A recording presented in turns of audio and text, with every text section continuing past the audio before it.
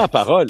Nous sommes à distance, mais nous sommes là quand même et très heureux de vous retrouver pour un autre épisode de la web diffusion Ma Parole. Et oui, si vous nous voyez à distance, c'est que nous avions prévu, tout le groupe ensemble, de vous proposer de nous accompagner sur la route. Et avec Andréane, qui est aussi dans ses quartiers généraux, Oui. chez nous. D'accord, on trouvait que c'était de bon ton.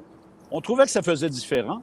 Puis vous êtes d'accord, mes deux amis, que l'actualité fait en sorte que c'est quand même pertinent, même à distance, d'aborder certains sujets qui touchent le monde du sport. Salut Andréane, ça va bien? Hello Pierre, ça va super bien. J'ai l'air moins en vacances que Marc avec ses lunettes fumées, par exemple. Hein?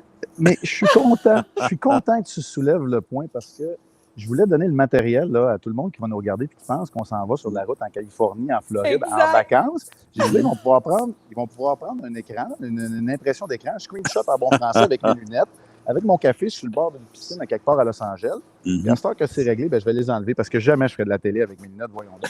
Mais il faut le dire, parce qu'on prend la prérogative ce matin d'enregistrer l'émission et donc de ne pas assister aux 2 entraînements des Kings de Los Angeles et du Canadien de Montréal. On fait un léger accro à notre professionnalisme, mais on vous livre encore, par exemple, du matériel. On va en parler, je le sais, pendant l'émission, mais c'est le fun de voyager, mais c'est pas l'élément duquel je m'étais le plus ennuyé, moi, avec la pandémie. Non, vous n'êtes pas en vacances. Là. En tout cas, moi, je le sais. Je ne sais pas si les gens le savent, mais pour l'avoir fait sur le beat, là, non, ça a l'air bien glamour, mais vous n'êtes pas en vacances, assurément. Je vous taquine. Non, et puis je dois avouer que ce voyage dans l'Ouest a quand même eu son lot d'aléas. On a eu du très mauvais temps en route vers Seattle il y a quelques jours. Ça nous a donné une envolée d'un peu plus de 6 heures, là, si on met ça bout à bout. Il faut comprendre que le hockey, à cause de l'équipement, c'est une manutention de bagages qui est pas facile. Si tu compares ça à du basketball, par exemple, où c'est beaucoup plus facile, même le baseball, et même si au hockey, il y a quoi, il y a les 23, 24, 25 joueurs, t'as le personnel de soutien, les entraîneurs. Il reste quand même que c'est un Airbus 319 et la capacité cargo de cet avion-là est limitée. Puis vous le savez, le centre de gravité, c'est très important. Bref, c'est très long, ces voyages-là de plusieurs jours, avec l'équipement, avec les bagages, les effets personnels. Alors, c'est des arrivées dans les hôtels autour de 2 heures du matin, 2h15 du matin. Alors, les nuits sont courtes, mais je sais qu'on n'attire pas les larmes et c'est pas le but de cette conversation-là. C'est plutôt de partager avec vous la façon dont on vit. Écoutez, au moment où on se parle, les amis, la Ligue nationale et la planète hockey est en pleine ébullition avec appelons ça la saga Brad Aldrich, les Blackhawks de Chicago et tous les gens qui se retrouvent impliqués, ne serait-ce que malgré eux, au cœur de cette situation et de cette enquête. Je vais commencer par Marc, qui a été joueur dans la Ligue nationale de hockey pendant plusieurs saisons. Comment est-ce que tu vis cette situation-là? Et je vais même ajouter, dans la dimension aussi, où tu es un père de famille, de grands adolescents et de jeunes adultes. Les idées se bousculent dans ma tête, les sentiments se bousculent dans mon cœur aussi. Pour moi, là, ce qui est important de dire d'entrée de jeu, c'est que Kyle Beach mérite toute notre admiration, d'être en mesure de, premièrement, se dévoiler au grand jour, d'avoir passé à travers le processus. Andréane, tu l'as lu en entier, le rapport Jenner and Block. C'est un processus où il a dû revisiter des moments tellement difficiles de sa vie et où un système en entier. Puis là, le système, là, je veux pas les juger aujourd'hui, mais que ce soit l'association des joueurs, l'organisation de la Ligue nationale de hockey, les gens qui l'ont entouré n'ont jamais été capables. Le mot sauver, là, je ne sais pas si je l'emploie de la bonne façon, mais n'ont jamais été capables de s'assurer de sa sécurité, de sa santé. Ça, je trouve ça terrible. Et d'avoir priorisé, parce que c'est ce qu'on sait aujourd'hui, d'avoir priorisé la performance sportive avant l'être humain, c'est un changement de culture qui doit s'opérer. Maintenant, tu me demandes comme athlète, je suis obligé de te dire que même si aujourd'hui, la question est retournée vers moi dans un miroir, je vais dire jamais. Jamais j'ai été victime de ça, mais ça ne veut pas dire cependant que je n'aurais pas pu l'être aussi, parce que quand tu arrives à 20 ans, un petit cul qui a rêvé toute sa vie de jouer dans la Ligue nationale de hockey, tu es un choix de première ronde et la menace de peut-être jamais jouer dans la Ligue nationale de hockey dépend d'un homme qui te fait des avances. Je ne sais pas comment j'aurais réagi, mais chose certaine, j'aurais pas fait mieux que Kyle Beach, qui aujourd'hui est mon héros, mon coup de cœur et tout en même temps. Quand je pense, comme tu le dis, Pierre, il y a plusieurs chapeaux que je porte, que ce soit mon implication au niveau du hockey junior, d'avoir vu mes garçons grandir, d'être dans des organisations de hockey, aujourd'hui être autour du sport du hockey aussi. C'est sûr que j'ai mal à mon sport quand je pense à tout ce qui s'est passé, mais en éternel optimiste, j'ai espoir d'un monde meilleur. Andréane, toi qui as été impliqué, évidemment, dans des moments de ta carrière, dans l'environnement du hockey junior, il y a une autre notion qui est extrêmement importante, c'est celle de la vulnérabilité des jeunes qui, lorsqu'ils entrent dans le segment d'élite, dans le hockey ou dans tout autre sport, qui se retrouvent donc vulnérables parce qu'il y a, et ça s'est vu dans d'autres sphères de la vie récemment, il y a des personnes en autorité qui, même si elles ne sont pas au sommet de la hiérarchie, utilisent cette autorité à des fins complètement terribles, condamnables. Et c'est un peu ce à quoi on a assisté dans le cas de Kyle Beach. Et je présume que toi qui as gravité autour de cet univers-là, ça t'a touché sur cet angle-là, je pense. Bien, absolument. Puis, tu l'as dit, Pierre, on l'a vu dans d'autres sphères, dans d'autres sports, il n'y a pas si longtemps. Dans le ski de haut niveau, les gymnastes américaines avec le médecin de l'équipe qui, lui, a fait des centaines et des centaines de victimes. Je lisais donc le rapport, puis c'est exactement ça qui se passait avec Aldrich, qui n'est que le coach vidéo. Comme tu dis, il n'est pas au sommet de la hiérarchie, mais lui, ce qu'il disait aux jeunes joueurs, c'était « J'ai le pouvoir de faire de vous de meilleurs joueurs de hockey, mais j'ai aussi le pouvoir de détruire vos carrières en disant à Joel Quenneville que tu n'es pas un bon joueur de hockey. » C'est exactement ça qu'il disait à Kyle Beach et à un autre joueur aussi qui, lui, n'a pas été abusé par ce coach-là, mais a quand même reçu des avances, disons, d'Aldrich. Donc, c'est sûr que c'est excessivement troublant. Et ce qu'on peut lire dans le rapport, puis je vous le dis, là, si vous voulez rester de bonne humeur, allez pas lire ce rapport-là. Ouais. C'est très, très, très difficile. Mais ce qu'on comprend, c'est qu'au moment des faits, au moment des événements, ce qu'il a dit à Kyle Beach, c'est « Si tu fais pas ce que je te dis, tu ne joueras pas dans la LNH ou tu ne marcheras plus jamais. » Il l'a menacé en plus physiquement.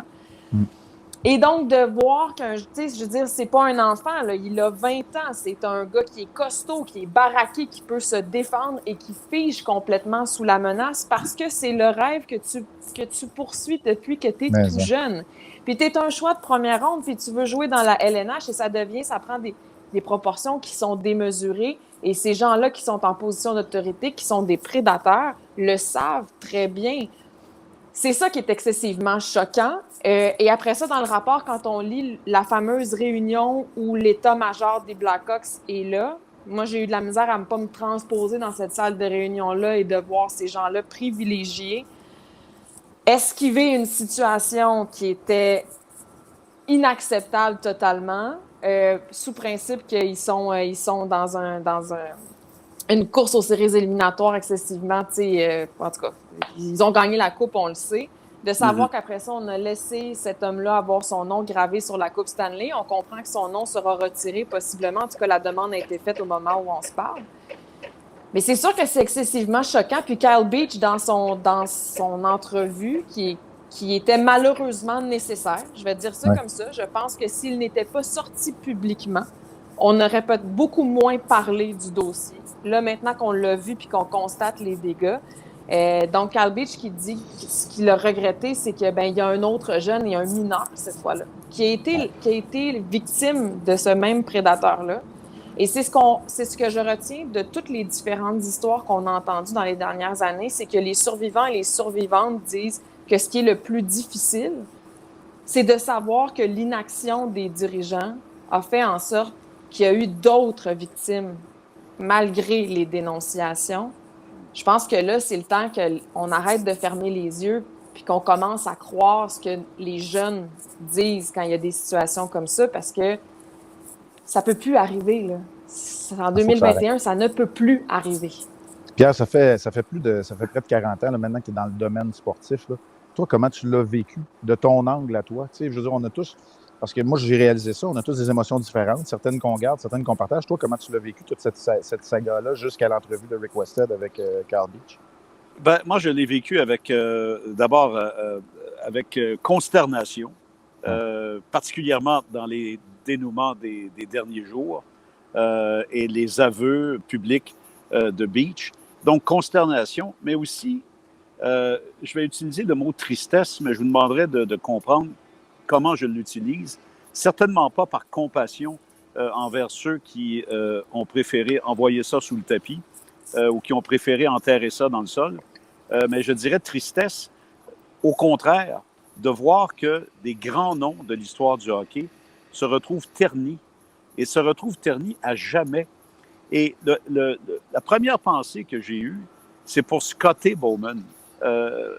Parce que, bon, évidemment, son fils a été un des premiers à être visé et à prendre la décision de se retirer et de se retirer aussi du programme olympique de hockey pour les prochains Jeux à Pékin. Et je me disais, comment Scotty Bowman se sent-il ce matin? Parce que c'est le nom Bowman là, qui revient.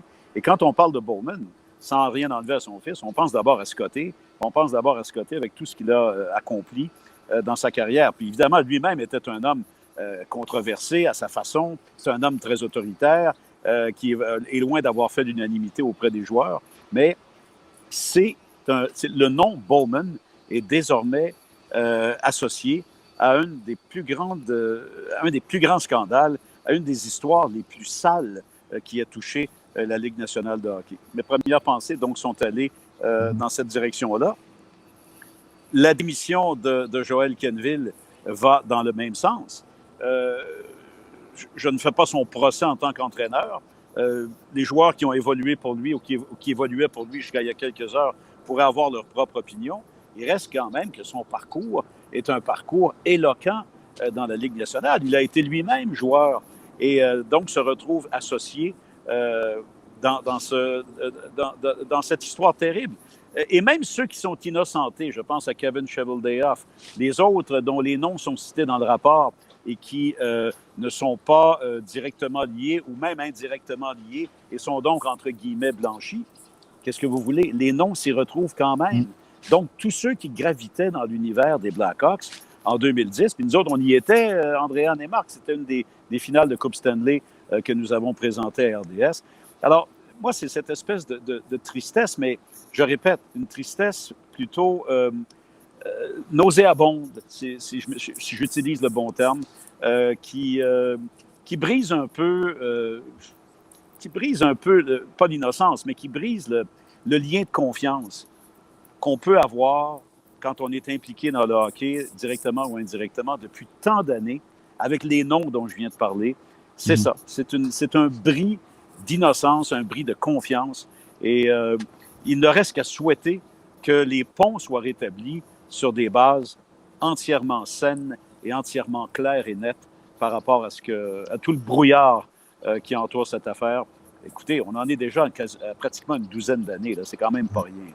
Si vous me permettez, j'aimerais offrir une piste de solution. Je n'ai certainement pas la prétention de savoir ce qui s'est passé ou ce qui est allé de travers là-dedans. Mais j'ai vécu dans le hockey assez longtemps, toute ma vie, et j'ai connu des difficultés personnelles au niveau de la performance sportive, pas de l'ampleur de Carl Beach. Et quand je disais tantôt que j'avais mal à mon sport, c'est un sport, comme probablement beaucoup de domaines de performance, qui manque de perspective. Parce que quand on est le nez collé sur la performance, sur l'arrêt qu'on n'a pas effectué, sur le mauvais but, et là, je me transpose à Carl Beach, que lui, tout ce qui l'importe, c'est d'avoir une bonne pratique pour se rapprocher de son rêve. Pour Aldrich, c'est d'avoir de l'influence et de profiter de son pouvoir. Et profiter, quand je le dis dans un sens, on s'entend péjoratif. Et pour Joel Quenneville, c'est de gagner le prochain match. C'est là où il manque de perspective pour être capable de prendre le pas de recul. Si j'avais su, au moment où j'ai donné 3 mauvais buts et que je me suis fait retirer du match par John Tortorella à Tampa, que plusieurs autres années, j'allais être ici, assis avec vous autres, que j'allais avoir 2 beaux grands garçons qui sont rendus des hommes aujourd'hui, que ma femme m'aimait encore, que j'allais être un père, un citoyen puis un communicateur, je suis pas mal sûr que les 3 mauvais buts auraient pesé beaucoup moins lourd pour moi, m'auraient probablement permis de performer mieux par la suite. Alors, j'offre ça n'a rien à voir, je n'essaie pas de me mettre une commune mesure, mais je crois que le sport et les domaines de haute performance manquent cruellement de perspective par moment. Mais vous voyez, moi, je pense que l'espèce de tremblement de terre là, que la LNH est en train de vivre présentement, le fait que ça touche une organisation aussi prestigieuse que celle des Blackhawks, c'est malheureusement nécessaire pour faire avancer les choses, pour que la culture change. Parce que il y a 10 ans, il y a 12 ans, on ne parlait pas. On parlait d'agression sexuelle, on parlait de harcèlement, mais on n'en parlait pas autant. Et c'est vrai dans le sport, mais c'est vrai dans la société aussi. Il y a beaucoup de choses qu'on laissait passer il y a une dizaine d'années en tant que société qui maintenant ne passent plus. Et malheureusement, ça prend des coups d'éclat comme ça, des grands noms, Pierre, qui sont ternis pour que les autres se disent « Ouais, non, on ne peut plus faire ça. Là. Ça ne peut plus arriver comme ça. » Puis c'est pour ça aussi que je dis que le témoignage à visage découvert de Kyle Beach était malheureusement nécessaire parce que si lui ne sort pas, on n'a pas la même perspective.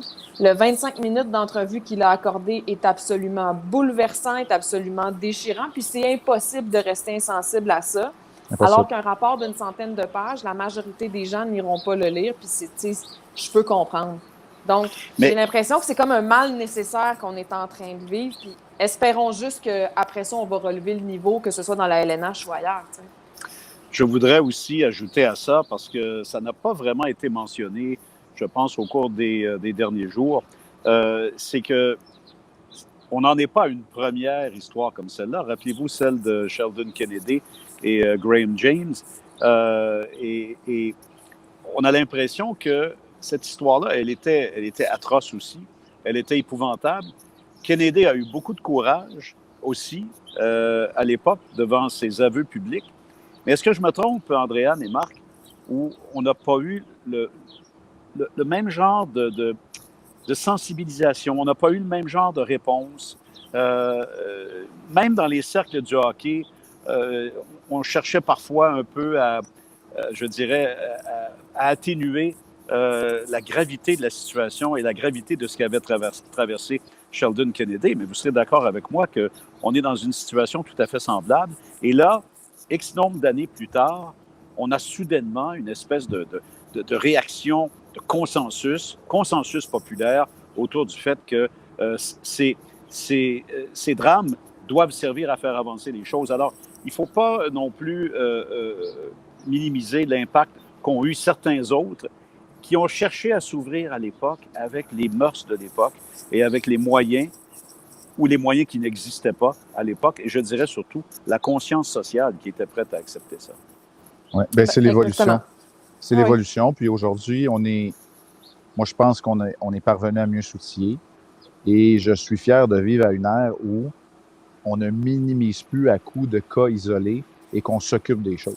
Ça, je pense que j'irai pas jusqu'à dire que chaque dossier qui vient à l'œil public est symptomatique, mais si on s'en occupe, on s'assure que ça ne le deviendra pas. Et ça, pour moi, c'est peut-être la fierté que j'espère on pourra en ressortir. Puis encore, je le dis, le héros là-dedans à qui je pense, moi, c'est Kyle Beach, à chacune des paroles qu'on vient de prononcer pendant notre segment.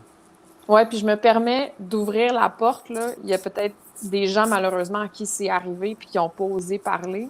Je me permets de toujours ouvrir la porte quand vient le temps de parler d'abus, que ce soit physique, sexuel, psychologique, santé mentale, peu importe. Si vous avez besoin d'aide, parlez-en. Si vous vivez quelque chose de difficile, allez chercher de l'aide. C'est comme ça, à force de taper sur ce clou-là, de dire « on vous écoute, on vous croit, on est là », qu'on va peut-être continuer à avancer en tant que société. Donc, je me permets de taper sur le clou et de dire aux gens, il y a des ressources, n'hésitez pas. Jeunes ou adultes, si vous vivez quelque chose de la sorte, ne gardez pas ça pour vous. Il faut le dénoncer.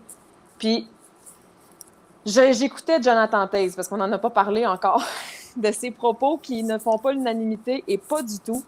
Mais je trouve que ce que Jonathan Toews a dit, c'est la preuve à quel point c'est difficile de manœuvrer dans une situation comme ça et qu'on est encore en évolution en tant que société. C'est-à-dire que Jonathan Toews qui est allé, je ne vais pas dire chanter les louanges, mais quand même, qui est allé dire que les hauts dirigeants des Blackhawks, pour lui, avaient été des personnes importantes, dont Bowman. Je peux comprendre. C'est vrai, il ne va pas renier ça. Mais ça doit être excessivement difficile de manœuvrer là-dedans, puis c'est probablement juste ça qu'il aurait dû dire, qu'en ce moment, c'était très difficile à gérer pour les joueurs des Blackhawks, parce que c'est une situation que tu veux pas vivre, puis que tu penses jamais vivre, puis si tu n'as jamais été victime de ces abus-là, tu sais pas trop comment, je sais pas, mais il y a eu beaucoup de maladresse dans certains propos qu'on a entendus cette semaine. Il faut le souligner, mais il faut aussi aider ces gens-là à cheminer puis à se connecter avec la société en 2021. T'sais. Et si vous me permettez, en conclusion, quand Marc a dit « on doit s'en occuper », ben, je pense que tous les parents, puis c'est pas seulement les parents d'enfants en plus ou moins bas âge, c'est pas nécessairement relié au sport, parce que ça peut être lié à d'autres aspects de la vie, à d'autres loisirs, à d'autres formes d'encadrement. Autant les parents que les structures dans lesquelles gravitent les enfants et ensuite les adolescents et même les jeunes adultes, ça devient maintenant une obligation de prendre conscience, d'être vigilant, d'être aux aguets, de reconnaître les signes.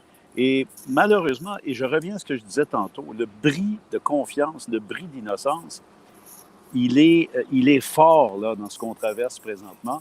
Et je pense que c'est un rappel qu'on ne peut plus, être 100% en confiance. Il faut être très vigilant comme parent ou comme tuteur ou comme encadrement. Et espérons que le message est capté d'une part. Mais capter le message, c'est une chose. Être capable de s'y adapter par la suite et de mettre en place les mécanismes de surveillance et d'aide, ça, c'est une autre chose. Alors, dans le cas qui nous concerne, à la Ligue nationale, à l'Association des joueurs, aux directions d'équipe et sur une base individuelle à tous ceux qui ont une situation d'autorité. Bon, on est à Los Angeles, je vous le rappelle. C'est la web diffusion spéciale de ma parole. Marc Denis n'est pas très loin de moi présentement. Andréane est dans ses quartiers généraux. Marc, on est au lendemain de la deuxième victoire du Canadien à San Jose.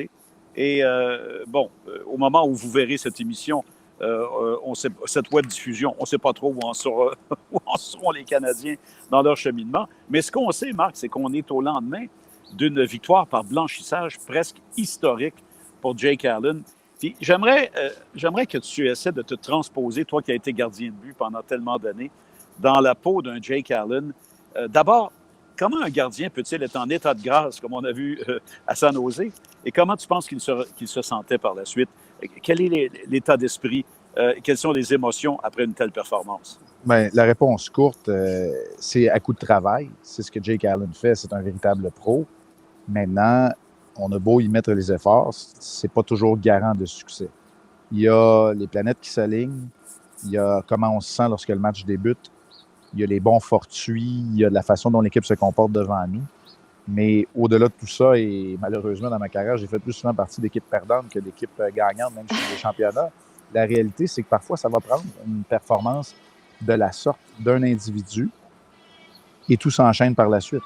Lorsque Dominique Ducharme parle presque ad nauseam du casse-tête, des pièces qui se mettent en place, de ceci qui explique cela, bien, la tenue de Jake Allen explique beaucoup ce qui s'est passé à San Jose pour mettre fin à une disette de 22 ans, pour permettre à un gardien d'effectuer 45 arrêts. C'est la deuxième plus haute marque de l'histoire dans un blanchissage pour un gardien du Canadien.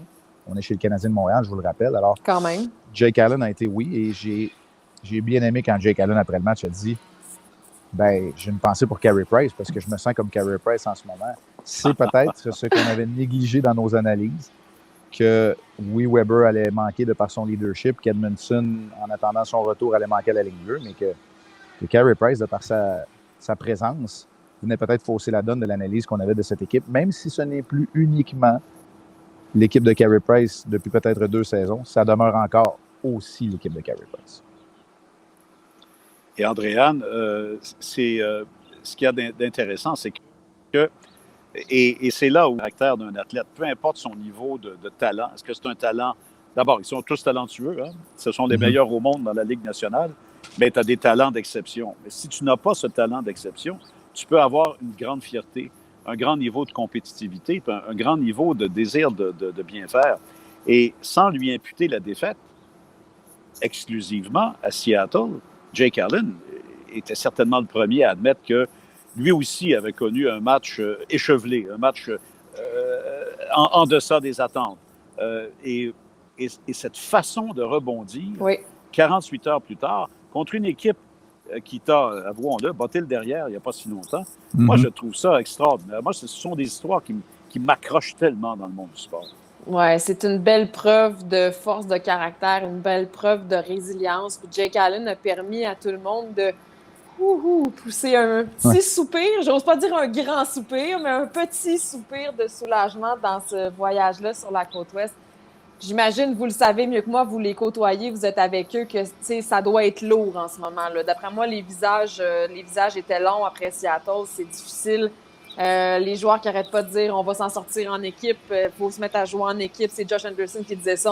Quand on va se mettre à jouer en équipe, on va recommencer à gagner. De voir Jake Allen hier, d'y aller, vous m'excuserez de l'expression, d'un statement devant le filet, là, c'est vraiment ça. Je pense que c'est une belle preuve de leadership aussi de la part du gardien de but, parce que je pense que Jake Allen est très au courant que là, tu sais, Carey Price, on ne sait pas quand il va revenir. Puis le jeune Samuel Montembeault, ça serait très injuste de l'envoyer dans la mêlée alors que l'équipe patauge en plein marasme. Donc, de voir Jake Allen hier, là, sa tenue, ça a fait du bien à tout le monde, je pense. Et ce qu'il y a, tu sais, tu disais que ça devient très lourd. Marc, je pense, va être d'accord. Je vais lui demander d'élaborer un peu là-dessus. Le signe le plus inquiétant avant le match à San Jose, c'était le silence sur la patinoire au début de l'entraînement du matin. En Marc, ça nous a frappé. Hein? Ah, c'était vraiment frappant. Tu sais, des fois, il y a des équipes qui vont, je ne sais pas, Marc, corrige-moi si je me trompe, vont essayer de faire semblant parce que c'est ce que tu veux projeter à l'adversaire, surtout si tu t'entraînes sur la glace de l'adversaire. Mais tu sais, souvent, ça sonne faux. Mais on disait qu'on ne voulait même pas faire l'effort de sonner faux. Et Dominique Ducharme a été tout à fait d'accord avec nous, en Marc, quand on l'a rencontré après. Ben oui, puis on a un entretien privilégié après la rencontre médiatique le matin, puis je trouvais ça important parce que Pierre a été un des premiers à me le souligner. Et moi, après avoir vu les entraînements de Seattle et de San Jose pendant la semaine, ça m'avait mis la puce à l'oreille. Et là, je me suis rappelé. Quand j'étais à Columbus, on ne gagnait pas souvent, je l'ai dit tantôt, mais on arrivait en Californie, puis la première pratique, il y en avait tout le temps un qui embarquait sa glace avec ses lunettes de soleil. Tu sais, où on faisait la même chose en Floride. Mais, tu sais, il y avait quelque chose de détendu pour se rappeler qu'on était privilégié de faire ce qu'on faisait. Mais maintenant, la ligne, elle est mince. Et Pierre, tu viens de souligner tellement un bon point. La ligne, elle est mince entre un leader qui sonne faux, qui veut avoir l'air de celui qui va mener la barque, mais qu'il n'y a personne qui va le suivre, et la façon de le faire où il y a au moins un peu de vie et un peu d'énergie. Et on sentait cette équipe-là à plat, dans l'avion, dans ses déplacements, sur la patinoire également.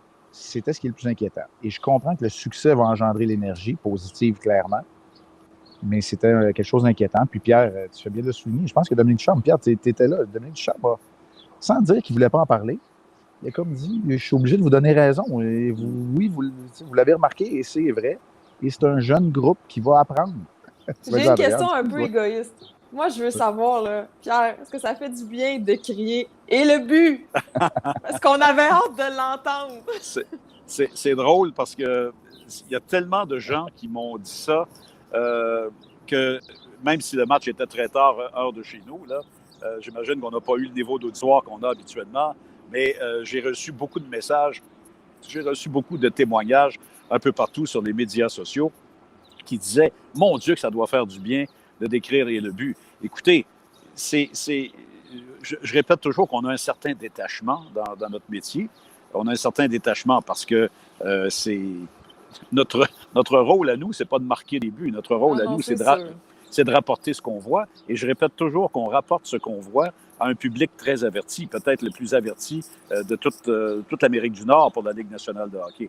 Autrement dit, Andréane et Marc, je me suis toujours dit, on ne peut pas en passer une vite aux gens. Maintenant, si tu me demandes, est-ce que le travail est plus agréable en décrivant des buts du Canadien parce que nous sommes diffuseurs du hockey du Canadien? Bien sûr, ça faisait du bien hier et ça faisait du bien d'avoir un rythme de match où le Canadien contre-attaquait, où le Canadien générait des choses. Puis je peux dire une chose, et le but, c'est agréable à dire, Mais quel arrêt spectaculaire Ah oui? de Jake Allen! C'est aussi satisfaisant pour moi, si tu me permets, J'en Andréane. doute pas. Vous nous voyez très décontractés depuis le début de cette série, ma parole. Mais là, vous nous voyez encore plus décontractés parce qu'on est à l'extérieur, à Los Angeles, on est en T-shirt, en Bermuda. Andréane aussi dans ses quartiers, comme on dit. Mais je veux vous entendre, votre opinion sur la tendance dans le monde du sport, du relâchement dans les codes vestimentaires. Écoutez, moi, je suis, vous le savez, Marc, avant qu'il le dise, je vais le dire, je suis d'une plus vieille génération que la vôtre. Et nous, c'était automatique. On accompagne le Canadien, que ce soit dans l'avion Odyssée ou dans un vol régulier. C'est automatiquement l'habit, la cravate. Et ça, que ce soit plus ou moins public ou non, pour moi, j'ai grandi professionnellement dans cet univers-là. Voilà que la tendance maintenant est au relâchement. Expliquez-nous un peu ce que font d'autres équipes et j'aimerais vous entendre là-dessus parce que je trouve ça vraiment, encore là, un signe des temps. Bien, le sujet est revenu cette année parce que dans la convention collective de la Ligue nationale de hockey, c'est bien écrit que les joueurs doivent se présenter en habit cravate, sauf si le directeur général et l'entraîneur-chef d'une équipe en décident autrement. L'Arizona et les Maple Leafs ont décidé d'assouplir leur code vestimentaire d'emblée. On a vu Austin Matthews se présenter en pantalon très relax puis en petit bomber comme moi je porte aujourd'hui, peut-être pas en léopard, mais quand même à l'Arena. Et on a vu d'autres équipes aussi qui ont décidé d'assouplir en marque durant les voyages. Ils vont voyager en tracksuit, ce qui est plus confortable, j'imagine, durant les longs voyages que le pantalon veston. Puis c'est parce que là, les joueurs veulent exprimer leur personnalité comme on le voit beaucoup au basket et encore plus au football parce qu'au basket, il y a quand même un certain décorum à respecter. Mais dans le football de la NFL, là, je suis allée lire là, le code vestimentaire, puis ça dit juste qu'il faut avoir une apparence professionnelle. Je vous dirais que ça varie beaucoup d'un joueur à l'autre, l'apparence professionnelle. Ça dépend de quelle profession on parle. Hein, aussi, c'est ça l'affaire. J'ai évolué beaucoup. Moi, j'ai fait partie d'une génération, Pierre, qui, écoute, je pense depuis les rangs Pee-Wee, qu'il faut qu'on mette une cravate pour aller à nos matchs. Et croyez-le ou non, quand Dave King a été mon entraîneur avec Columbus, on était obligé d'avoir une rencontre d'équipe parce qu'il avait permis, dans de rares occasions, c'est-à-dire lors des journées de voyagement et les journées de congé à l'étranger, parce que dans les journées de congé, là, à l'étranger, moi, quand je jouais dans la Ligue nationale de hockey, là, on ne pouvait pas porter ce qu'on voulait. Là. C'était toujours en habit. Toujours en habit, même si on avait 2 jours de congé, on était toujours en habit. Pour aller au restaurant, c'était toujours en habit, mais il avait décidé d'alléger pour qu'on ne porte pas la cravate. Dans les journées, il n'y avait pas de match. Donc, on pouvait porter une chemise ouverte. Mais lorsqu'il a vu certains joueurs rentrer avec des chemises, 2 boutons détachés, des cols roulés, des chandails de golf en Californie, on a eu une rencontre d'équipe, premier juré, où Newell Brown, l'entraîneur adjoint d'expérience, a fait des cartons avec de grandes affiches, des photos de magazines de Men's Health et de GQ pour nous montrer voici ce qui est non! voici ce qui ne plaît pas. Alors, et Jamie Pusher, qui aujourd'hui fait partie de la haute direction du Lightning de Tampa Bay, qui était un des coéquipiers que j'ai apprécié énormément, qui était un bouffon, est allé s'habiller à l'équivalent du village des valeurs pour le voyage suivant. Parce que là, ça nous prenait un collet. Il a pris le plus gros collet qu'il y avait après un J'adore ça! Et il a respecté la réunion d'équipe, mais évidemment avec quelque chose qui ressemblait beaucoup plus tiré du film La cloche et l'idiot que d'autres choses. Et tu sais, c'est pas un débat qui est nouveau. Pierre, je sais que je m'allonge là-dessus. Puis, tu sais, c'est pas un débat qui est nouveau. J'entendais lorsque je jouais, il y avait dans une équipe de la NBA, on devait porter l'habit pour aller au match. Sinon, c'était 2000 $ d'amende par saison. Il y a un joueur qui est arrivé avec un chèque de 80 000 $. Il a dit ça, c'est pour la première moitié de la saison. Je vous donnerai mon deuxième chèque pour l'autre parce que c'est pas vrai que je vais m'habiller de même. Alors, tu sais, c'est pas un débat qui est nécessairement nouveau. Non. Moi, j'ai évolué là-dedans aussi. Je pense que le look professionnel est de mise.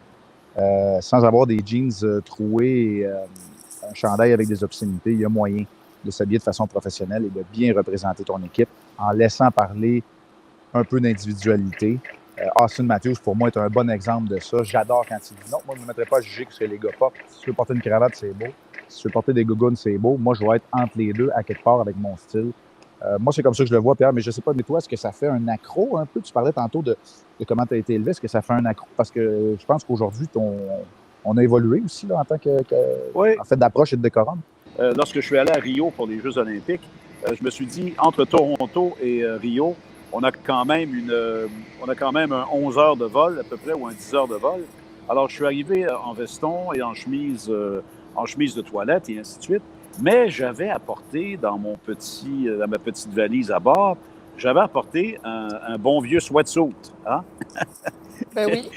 Et que je suis allé mettre et qui m'a permis de passer une très bonne nuit dans l'avion. Alors, disons que selon les circonstances pratico-pratiques et selon le fait qu'on est plus ou moins en public, je pense qu'il peut y avoir une marge de manœuvre maintenant qui fait qu'on est tout à fait bien soigné de façon très, très, très acceptable, mais un peu plus relâché. Moi, je suis pour un certain décorum, mais la question que je me pose, c'est Lou Lamoriello.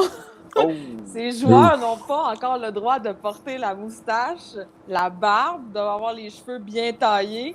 Je me demande à quel point lui, de son côté, va décider d'évoluer. S'il décide d'évoluer là-dessus d'ici à ce qu'il prenne sa retraite, là. Parce qu'on a vraiment les deux extrêmes dans la Ligue nationale de hockey en ce moment, avec Lou et les autres. Oui, et puis ça dépend aussi beaucoup des propriétaires, hein, d'une équipe, parce que est-ce que tu fais partie d'une grande corporation? Est-ce que tu fais partie plutôt d'un propriétaire unique comme Tom Dundon, par exemple, en Caroline? Alors, il y a plusieurs facteurs, mais ça va être intéressant de voir jusqu'où on ira. Hey, écoutez, je veux avoir je voulais... votre coup de cœur pour terminer. 2 secondes, par exemple, Pierre. Écoutez, notre monde est touché aussi par ça. Je regarde les reportages parfois de foot européen et sur les lignes de côté, on voit des reporters, des analystes en jeans, en T-shirt, avec leur manteau un peu sport, Oui. des fois à l'effigie de la station. Alors, je ne sais pas, il y a sûrement de nos patrons qui doivent regarder ça dans la web diffusion. Alors, ce serait intéressant. Les collègues de Sky Sports, la retransmission britannique et la retransmission anglophone pas mal mondiale, là, pour ceux qui s'y rattachent, tous les collègues sont en jeans, belle chemise, beau jeans, ils sont comme ça dans les paddocks. Alors oui, effectivement, là encore, les choses évoluent. Commence à RDS. D'un autre angle, on est très relax côté vestimentaire. À l'antichambre, les gars, vous portez des jeans aussi. Donc, tranquille, des jeans propres, là. Mais tranquillement, pas vite, là. C'est mieux des jeans sales. Je ne sais pas si les patrons vont nous laisser enlever le veston éventuellement. Je passe un petit message comme ça, mais... Oui, bon... écoutez, on a déjà enlevé la cravate pour les Grands Prix de Formule 1 parce qu'on se disait, tu sais, on essaye aussi de refléter ce que... Pas on essaye. Je pense que l'important, c'est de refléter les attentes de nos téléspectateurs, mais aussi ce qu'ils vivent eux-mêmes. Et nous, on s'est toujours dit que pour un match de hockey, jusqu'à preuve du contraire, pour toutes les raisons historiques et pour toute la place qu'occupe le hockey dans notre société, c'est correct d'être en habit, cravate, d'essayer d'être soigné là, à ce niveau-là au maximum.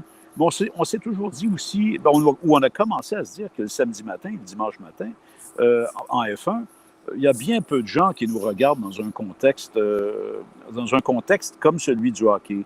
Alors, on a dit peut-être qu'on peut refléter ça et on a choisi d'y aller avec le veston, sans cravate. Puis je pense que ça a très bien passé. Ça a été au prochain Grand Prix, au Grand Prix du Mexique, Pierre, là, je t'envoie une photo lorsque je mange mon petit pain au chocolat avec ma cravate cependant. Puis je suis content que oui, évidemment, pour qu'on se sente un peu coupable. Hey, vos coups de cœur en terminant. Je vais commencer par toi, Andréane. Eh bien, moi, j'ai quelque chose de très intime à vous confier. C'est rare que je fais ça, mais je vais le faire. Est-ce qu'on peut rester là, oui? Oui. Je le fais. Je m'ouvre à vous aujourd'hui. Il y a quelques semaines, j'ai commencé à animer l'antichambre les vendredis soirs.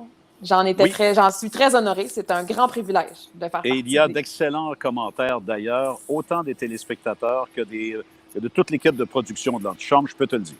Bien, merci de le partager, mais...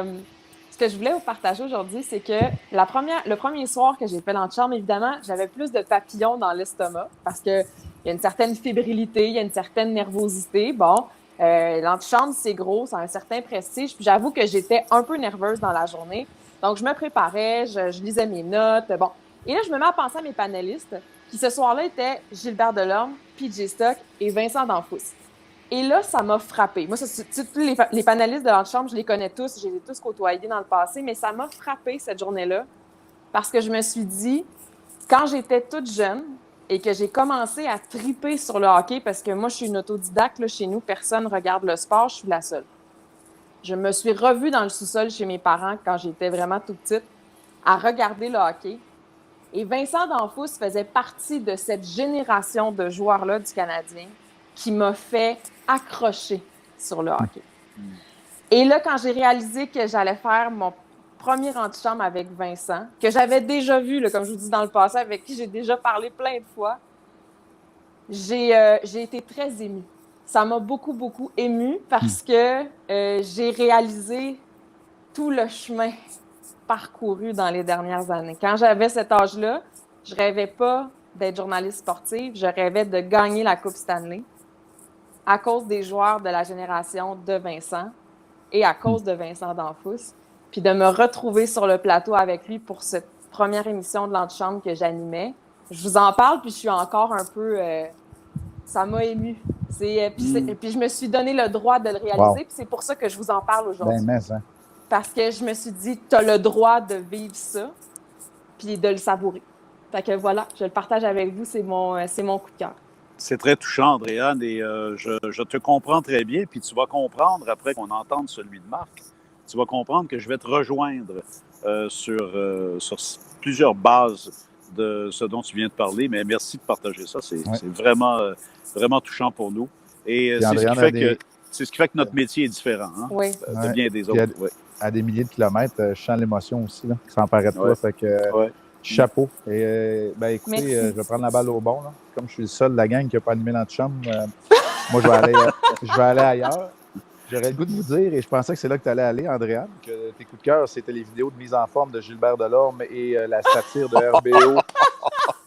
Et la satire de RBO du commercial de Head & Shoulders de Vincent Danfous. C'est des bons souvenirs qu'on leur rappelle là. Hein? Écoutez, je vais continuer là, dans mon côté taquin de bord. Puis le voyage qu'on fait en ce moment, à part un peu de manque de sommeil, ça nous permet de revoir l'équipe un peu, de prendre un verre en toute modération. Pierre, et je l'ai déjà dit sur les ondes, tu sais que je suis un amateur de IPA. J'aime la bière, c'est un défaut quand on ne se dépense pas assez. Mais dans ce voyage-là, j'ai renoué avec la tequila aussi. Et pas au point là de. Oui, mais pas la tequila là, avec le citron, le sel, puis les coups sur le bord. La tequila qui se déguste, qui se prend bien dans un verre, un Paloma, par exemple. Alors, j'en ai pas pris beaucoup, mais juste pour dire que mon coup de cœur, finalement, c'est me souvenir de ça. Alors, voilà. Je ne sais pas s'il y a des gens qui nous écoutent sur la web diffusion. C'est un coup de cœur beaucoup plus léger, parce que mon vrai coup de cœur, je vous l'ai dit depuis le début, puis je le répète, là, je ne veux pas faire à quoi ça. Le vrai coup de cœur, là, pour tout le monde, c'est Kyle Beach. On s'entend. Oui. Mais la réalité, c'est que, comme on est en voyage, je voulais que ce soit un petit peu plus léger cette semaine. Alors, voilà, Pierre, je te cède maintenant la place et le retour dans l'émotion. Mais je comprends très bien ce que tu dis, parce que ma fille, Michel, a fait, dans un de ses voyages en Amérique latine, elle a fait la route de la tequila. Et tu sais, on parle beaucoup de l'univers des vins, parce que c'est plus dans nos mœurs, je pense, chez nous, au Québec. Mais il y en a beaucoup qui découvrent l'univers des whiskies, des scotch, des rye, gins aussi maintenant. Des gins au Québec, oui. Et si Michel était avec nous dans notre discussion, elle pourrait vous raconter de façon fascinante comment elle a découvert la route de la tequila et toute la noblesse qu'il y a autour de la préparation et des différentes variétés et ainsi de suite. Alors, je peux très bien comprendre, mon cher Marc, que tu es embarqué sur une piste fort intéressante. Moi, je veux partager mon coup de cœur parce que je suis dans peut-être mon top 3, je vais dire mon top 5 de mes villes coup de cœur. Et il y a bien des gens qui me disent « Ouais, mais Los Angeles, c'est les autos, les autoroutes, la pollution. » Oui, c'est tout ça. Mais moi, il y a deux choses. Une très pragmatique, l'autre qui l'est moins. J'aime l'allure de la côte ouest. Je suis bien à Vancouver. Je suis bien à Los Angeles. Je suis bien à San Francisco. Et je suis incapable de vous dire de façon très, très tangible pourquoi, mais j'aime les modes de vie, j'aime le rythme de vie, j'aime la recherche d'une certaine qualité de vie, même si ce qu'on a retenu de Los Angeles et de la grande région pendant des années et encore aujourd'hui, c'est la pollution beaucoup trop grande. Mais le côté beaucoup plus explicite et beaucoup plus tangible, c'est que j'y ai vécu mes premiers Jeux olympiques à la télévision oui. en 1984. Mes premiers jeux, c'était ceux de 76, mais je les avais couverts pour CKC à la radio. Et en 84, Radio-Canada m'avait tendu la main comme pigiste. Je faisais déjà de la pige depuis la fin des années 70, mais là, on m'a dit, écoute, on veut te donner un sport complet pour la télévision. Et on m'a confié le canoë-kayak et l'aviron au lac Casitas. On avait un bassin naturel dans la vallée de l'Ohio qui nous demandait un transport d'environ 2 heures matin, 2 heures l'après-midi pour revenir, oui, avec René Potier qui, lui, faisait la radio. Et on partait tous les deux avec la voiture à 4 heures du matin pour se rendre à Lake Casitas. On faisait les compétitions. À l'époque, on les présentait à 7 heures le matin pour les terminer au plus tard vers 11 heures parce qu'on avait établi qu'à l'heure du lunch, à cause de l'effet du soleil qui monte, ben, il y avait des vagues et du vent qui s'élevaient et le plan d'eau devenait beaucoup moins convivial pour les compétitions. Alors, vous imaginez, on allait en ondes à 7 heures le matin, heure de Los Angeles ici. Mais là où je veux en venir, Andréane, et je fais le parallèle avec toi, puis Marc, tu as dû le vivre toi aussi quand tu étais au début de ta carrière dans le hockey. Entre deux tequilas. C'est que moi, je me levais à 4h30 le matin et l'hôtel où on était situé, qui n'était pas très loin d'ici, avait gardé son petit bistrot, son petit café ouvert 24 heures sur 24. Et quand René et moi, on allait chercher un croissant puis un café pour la route, il y avait toujours quelqu'un qui était déjà debout, mais on ne le voyait pas, il était derrière son journal. Et lorsqu'il savait qu'on entrait, le journal bougeait un peu, et là, on entendait « Allô, allô ». Et vous savez qui c'était? C'était René Le Cavalier. Non. OK. À qui on avait confié l'animation du segment matinal. Alors, René disait « Bonjour les leftos. Bonne route et à tantôt. » Et écoute, je t'en parle, j'en ai des frissons. Et j'ai 26 ans à l'époque, 26 ou 27. Et tu te dis, on s'en va avec Casitas. Et à la première compétition que je vais décrire, c'est René Le Cavalier qui m'envoie la parole. Et ça, c'est extraordinaire. Et par extension, ben, ceux avec qui je prenais un verre le soir, ben, c'était Richard Garneau, c'était Raymond Lebrun, c'était Lionel Duval, c'était Pierre Dufault, c'était Serge Arsenault, c'était Claude Quenneville. Nommez-les. Et là, je parle des annonceurs qui étaient ceux que je voulais suivre. Mais imaginez-vous les analystes, Jean-Marie de Coninck et puis Edgar Théoret et puis tous ceux qui étaient là. Alors, comment ne pas avoir une place gigantesque dans sa vie quand, à 27 ans, on fait ses premiers jeux, encore avec l'innocence des Jeux olympiques à l'époque, même s'il y avait eu le boycott des pays de l'Est. Mais ceux de Los Angeles avaient été extraordinaires. Puis je ne vous cacherai pas en fait que j'ai un rêve qui se réalisera peut-être pas parce qu'on est à l'ère où les droits de télévision sont fragmentés d'un réseau à l'autre. Mais je caresse encore le rêve de boucler la boucle de ma carrière aux Jeux de Los Angeles ici dans quelques années. Je te le souhaite. Je te le souhaite. Au plaisir de se retrouver en personne. Salut Andréane, bon baiser de Los Angeles. Salut, vous prendrez un petit tequila à ma santé. Marc va faire ça. Moi, je vais en prendre une petite froide bien plate. Ça me va aussi. Profitez-en bien. Hey, salut, Ma Parole. Salut tout le monde. Salut. À la prochaine. Vous savez que Ma Parole est une présentation de Subway. Vous pouvez déjouer votre faim avec de délicieux repas fraîchement préparés. Et vous pouvez commander à l'avance sur l'appli Subway. Subway, mangez